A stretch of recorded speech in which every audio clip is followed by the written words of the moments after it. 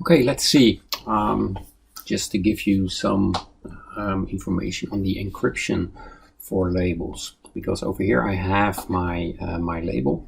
As you see, I have a lot of labels as this is a demo environment, of course. So let's just go for this one. I'm using this label to classify and protect emails and files. So let's just see. If we go and edit the label, well, I've got my name, etc. So let's skip those. Okay, the scoping is for files and emails. Okay, that's correct. So let me go to the encryption settings. The markings I'll just skip for now, but let's go for encryption. So over here I have encryption settings, and I just wanted to share with you some information on this, because there are a lot of settings, and these are very relevant settings, and you need to know what they do. So first of all, if you look at this label, I can have my permissions assigned now, or if I go over here, I can say, well, no, when users apply the label, let them assign them permissions themselves. This does have some advantages. For example, you'll be able to track documents, see who opens them. You can revoke permissions, etc. But for now, I'll just say no. If you label a document, then the predefined settings will be applied. Okay, then there's two other label settings. First of all, user access to content expires.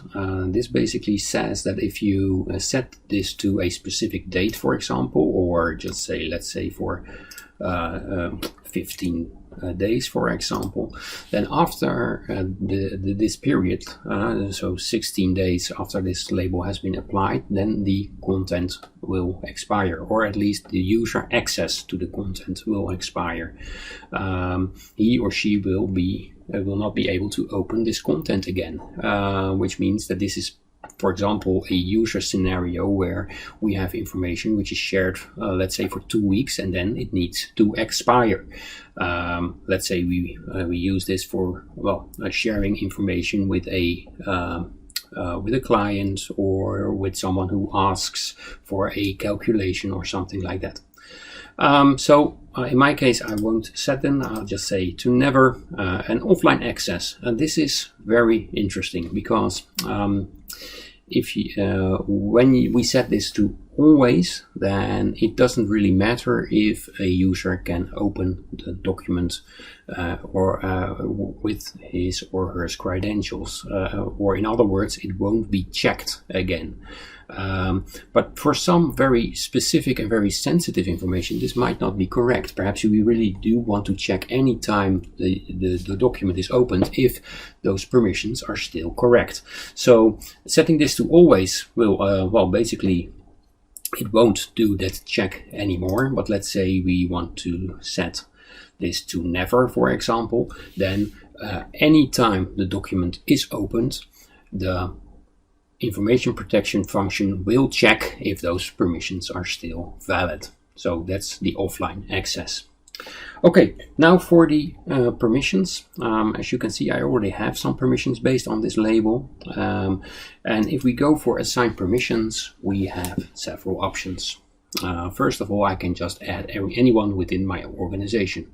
So that's anyone, any user, any group, which is a full-time user within my organization. So if I go for this, I get my domain name, and I can choose my permissions. For example, let's say I want my entire organization at least to be able to review documents, or, well, let's take viewer, for example.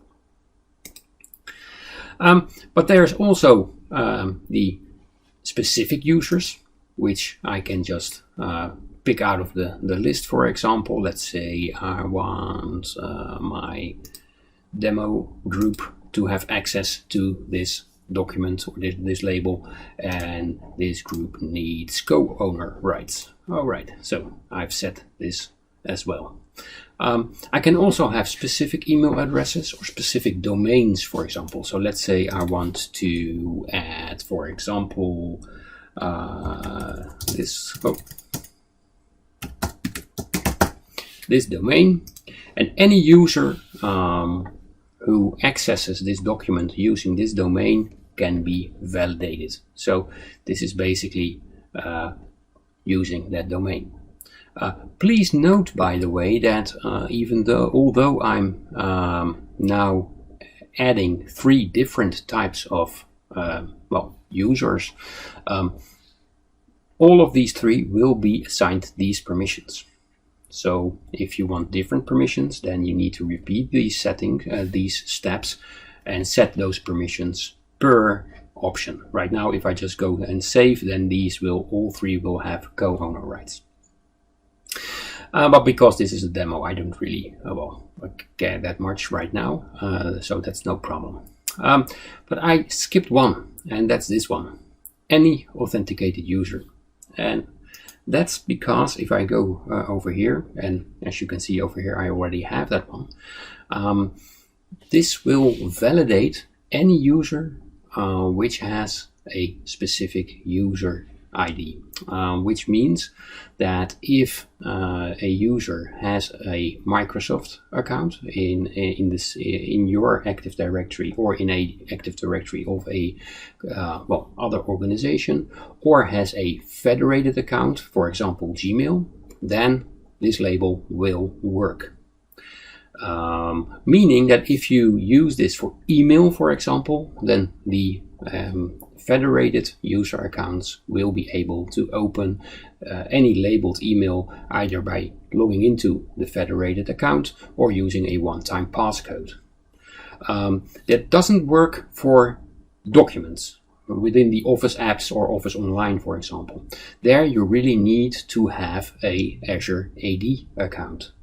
But there is a very big but in there, and that's it also works for guest accounts. So if you have a user which has been added as a guest to, for example, your Teams environment, and you have a label configured to add any have all authenticated users accessing that label, then that guest user in your tenant will be able to open that document and have those permissions assigned.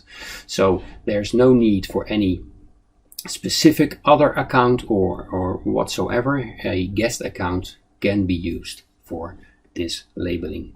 So that's what I wanted to share with you. Permissions, there's many different layers. Again, the authenticated user, any authenticated user, any account in Azure AD, either being a guest account or a primary Azure AD account. A Microsoft account is also possible. Federated social accounts can also be used, but only for email which has been labeled.